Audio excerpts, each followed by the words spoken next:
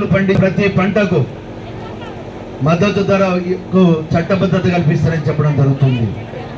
అదే కాకుండా ఇవాళ మనం చూస్తున్నాం, పొద్దున్నే లేస్తే టీఆర్ఎస్ వాళ్ళు ఒక మాట అంటున్నారు. హరీష్ రావును, చంద్రశేఖరరావు, కేటీఆర్ ఎక్కడి పోయినా ఒక మాట అంటున్నారు, మీరు ఈ 6 గ్యారెంటీలు ఇచ్చిన మీరు అమలు పరచలేరు అని చెప్పి. 6 గ్యారెంటీలు ఇచ్చిన తర్వాతనే మీరు ఓట్లు అడగాలి అని చెప్పి అంటున్నారు. నేను అంటున్నాను, ఇవాళ మీరు వాస్తవంగా 7 లక్షల కోట్లు అప్పు చేయడం వల్ల ఇవాళ ఈ రాష్ట్ర ఖజానా ఖాళీ అయిన మాట వాస్తవం అవునా కాదా అని చెప్పి అడుగుతున్నా. మొన్న 3 నెలలు జరిగినాయి. జనవరి, ఫిబ్రవరి, మార్చి అయిపోయే వరకు 27,000 కోట్లు వాళ్ళు చేసిన అప్పుకు అసలు వడ్డీ కలిపి కట్టవలసి వచ్చిందనే విషయాన్ని దృష్టి తీసుకొస్తున్నారు. ఇప్పుడు ఏప్రిల్ అయిపోయింది, మే నడుస్తుంది, మళ్ళా జూన్ నెల వరకు మళ్ళా 27,000 కోట్లు అప్పు కట్టవలసిన దౌర్భాగ్య పరిస్థితి కల్పించారు. అంతకుముందు మీరు చూస్తే జీతాలు కూడా ఉద్యోగస్తులకు 15 నుండి 20 తారీఖు లోపల ఇచ్చేవాళ్ళు, అంతకుముందు ఇచ్చే పరిస్థితి లేదు. కానీ ఇవాళ మనం చూస్తే ఏ విధంగానైతే మన తల్లిదండ్రులు అంటారు, నా బిడ్డకు ఫీజు కట్టినా, నా బిడ్డను మంచి చదివించినా, నీ కడుపు కట్టుకొని మరి రూపాయి కూడగట్టి నా బిడ్డలను చదివించినామంటారు తల్లిదండ్రులు. అవునా కాదా? ఇవాళ రేవంత్ రెడ్డి గాని, బట్టి విక్రమార్క కూడా అదే విధంగా రూపాయి జాగ్రత్తగా వాడుతూ ఎక్కడ కూడా మరి వృధా ఖర్చు కాకుండా కాపాడుకుంటూ వస్తూ ఒక్కొక్క గ్యారెంటీని అమలు పరచడానికి ప్రయత్నం చేస్తున్నారు. ఇప్పటికే ఉచిత బస్ సౌకర్యం కల్పించినాము. అదేవిధంగా 3,000 బస్సులకు ఆర్డర్ చేయడం జరిగింది. ఎందుకంటే కొన్ని ఊళ్ళకు బస్సులు లేవు కనుక గతంలో ఉన్న బస్సులను రద్దు చేసిండ్రు కనుక ప్రతి ఒక్క ఊరికి ఉచిత బస్సు సౌకర్యం కల్పించాలనే ఉద్దేశంతో మరి కొత్త బస్సులకు ఆర్డర్ ఇస్తే ఇప్పటికే 25 బస్సులు మన పరకాలకు కూడా వచ్చిన విషయాన్ని కూడా మీ దృష్టికి తీసుకొస్తున్నాను.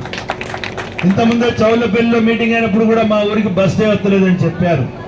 నేను అదే చెప్పే వాళ్లకు, ఈ ఎన్నికలు అయిపోయిన తర్వాత మరి 10 రోజులలో స్వయంగా నేను బస్సు వేసుకొని నీ ఊరికి బస్సు తీసుకొస్తానని చెప్పిన విషయాన్ని మీ దృష్టి తీసుకొస్తున్నాను. ఎందుకంటే ఏ ఊరికైతే బస్సు లేదో వాళ్ళకు బస్సు సౌకర్యం కల్పించే బాధ్యత తీసుకుంటున్నామని చెప్పి తెలియజేస్తున్నాం.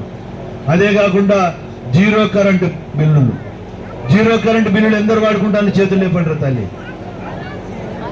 ఒక్కసారి అయ్యో ఎందుకు సిగ్గుపడతాను, ఎందుకురా, నిజమా అబద్ధమా వాడుకుంటున్నారు. ఇవాళ జీరో కరెంట్ బిల్ అంటే అంతకుముందు మీరు ఎంత కట్టేది ఒకసారి మీరు ఆలోచించుకోండి. 500, 600, 700, 800 కూడా కట్టేవాళ్ళు. ఇవాళ యావరేజ్గా 500 రూపాయలు కడుతున్నారు. మీరు అనుకుంటే మనము ఇప్పటికే 3 నెలలు మాఫీ అయింది మీకు జీరో కరెంట్ బిల్లు. మరి 500 అంటే 1,500 రూపాయలు ఇప్పటికే మాఫీ అయినాయి. మరి ఆ 1000 రూపాయలు గొప్పయా, ఇవన్నీ గొప్పయా, మీరు ఒకసారి ఆలోచించండి. అదేవిధంగా ఆరోగ్యశ్రీ 5 లక్షల నుండి 10 లక్షలు చేయడం జరిగింది. మరి మొన్న భద్రాచలంలో కూడా ఇండ్లకు 5 లక్షల రూపాయలు ఇవ్వడానికి మరి నిర్ణయం జరిగింది. మన పరకాలకు కూడా 3,500 ఇండ్లు ఇచ్చిన విషయాన్ని మీ దృష్టికి తీసుకొస్తున్నారు. రేపు ఎన్నికలైన వెంటనే ఇండ్లు ప్రతి గ్రామానికి ఇవ్వడం జరుగుతుంది. మీ గ్రామం కూడా చూస్తే నాకు పోయినసారి మంచి మెజార్టీ ఇచ్చారు. నేను కార్యకర్తలు, మా నాయకులకు ఒక మాట చెప్పాను, మీరు ప్రజలకు కూడా చెప్పుకోండి. ఇవాళ ముఖ్యమంత్రి గారు మమ్మల్ని అందరినీ పిలిచి ఒక మాట చెప్పాడు, మీకు వచ్చిన మెజార్టీ కన్నా మీరు ఎక్కువ మెజార్టీ తీసుకొస్తేనే మీరు నా దగ్గరికి వస్తారు, మీకు ఏమైనా నిధులు ఇవ్వగలుగుతా, లేకుంటే మీరు అక్కడే నేను ఎక్కడే అని చెప్పడం జరిగింది. నేను అందరుంచే చెప్తున్నాను, మంచి మెజార్టీ ఇవ్వండి. ఈ 5 సంవత్సరాలు మనది కాంగ్రెస్ ప్రభుత్వం ఉన్నది, కేంద్రంలో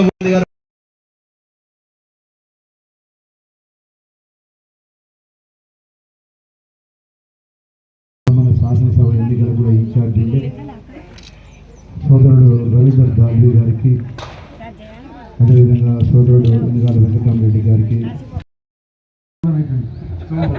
టెక్నికల్ ఇష్యూస్ ఏమున్నా ఎమ్మెల్యే గారు చూసుకుంటారు. నా తోటి సాయం ఏం కావాలన్నా నేను తప్పకుండా గురపాడు ఇప్పుడు 10 నెలలకే చేస్తూనే ఉన్నాము.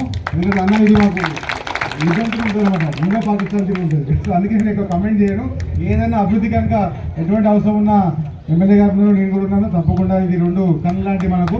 అయితే యాక్చువల్గా మా అందరి ఉద్దేశం ఏంటంటే ఇప్పుడు చుట్టుపక్కల గుడపాడు కానీ, అంటే నేను చెప్తున్నాను ఏమనుకోకుండా ఆత్మకూరు అవన్నీ కలిపి నగర పంచాయతీ చేయాలని కోరుకుందన్న. ఎందుకంటే ఇప్పుడు ఇదంతా ఫాస్ట్ డెవలపింగ్ ఏరియా.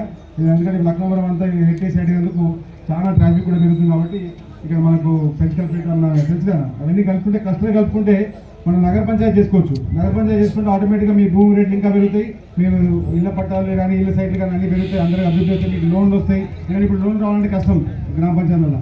సో అందుకని అది కూడా ఒకసారి ఎమ్మెల్యే గారితో మాట్లాడి అది కొత్తగా మనం వచ్చిన ఆన్లైన్ అయితే కనుక దాన్ని కూడా తప్పకుండా పరిశీలించి అది అయితే అందరం కలిసి దీన్ని నగర పంచాయతీ చేసుకుందాం. ఇంకా నగర పంచాయతీ చేసుకుంటే అభివృద్ధి ఇంకా చాలా ఫాస్ట్గా అవుతుంది. అదేవిధంగా ఎస్సీ కమిటీ వాళ్ళు కూడా ఎటువంటి సహకారం వల్ల కూడా నా తరఫున ట్రస్ట్ తరఫున నేను కూడా ముందు ఉంటాను.